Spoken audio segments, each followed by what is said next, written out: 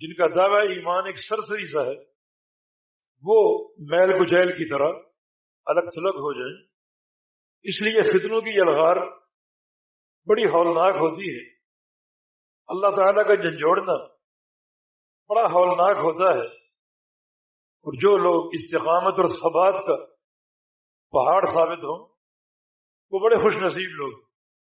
نبی علیہ السلام کی ایک حدیث صحیح بخاری میں جس کے راوی حذیفہ بن یمان رضی اللہ عنہ ہے، نبی علیہ السلام کا ارشاد ہے کہ تعرض الفتن علی القلوب کعرض الحصیر عودا عودا، کہ فتنے دلوں پر پیش کیے جائیں گے چٹائی کی مانے، جس طرح چٹائی ایک ایک تنکا جوڑنے سے بنتی ہے، اس طرح تنکوں کی طرح فتنے انسان کے دل پر پیش ہوں گے اور وہ جڑتے جڑتے ایک چٹائی بن جائیں گے۔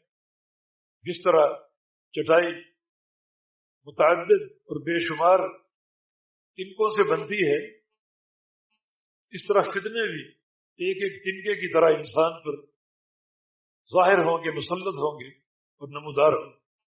فَأَيُّ قَلْبٍ أُشْرِبَهَا نُكِتَتْ فِيهِ نُكْتَةٌ سَوْدَاء وَأَيُّ قَلْبٍ أَنْكَرَهَا نُكِتَتْ فِيهِ نُكْتَةٌ بَيْضَاء، جس دل نے ان فتنوں کو قبول کر لیا اس دل میں ایک سیاہ نشان لگا دیا جائے گا، اور جس دل نے ان فتنوں کا انکار کر دیا اس دل میں ایک سفید چمکدار نشان لگا دیا جائے گا۔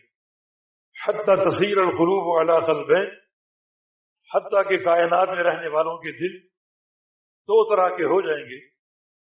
قلب ابیض، کچھ کا دل سفید ہوگا مثل صفا، سنگ مرمر کی طرح ملائم اور سفید، لا تضرہ فتنۃ ما دامت السماوات والارض، یہ وہ دل قرار پائیں گے کہ فتنوں کی بارش بھی انہیں نقصان نہیں پہنچا سکے گی۔ اور کچھ دل جو ہیں قلب اسود، سیاہ ہو جائیں گے، مرباد، انتہائی شدت کے سیاہ، کلکود مجخیہ، اور وہ ایک پیالے کی طرح الٹے رکھ دیے جائیں گے۔ یہ بڑی خطرناک تشبیہ ہے۔ پیالہ اگر پانی سے بھرا ہو اسے الٹا دیا جائے تو اندر کا پانی گر جاتا ہے، اوندا رکھا جائے تو پھر اس میں پانی دوبارہ داخل نہیں ہوتا۔ اس طرح اللہ رب العزت ان دلوں کو الٹا دے گا، جو کچھ ایمان کی رمق ہوگی وہ نکل جائے گی، الٹے پیالے کی طرح وہ دل پڑے ہوں گے جن میں دوبارہ ایمان داخل نہیں ہوگا۔ تو فتنوں کے وقوع میں یہ دو نتیجے لازمی۔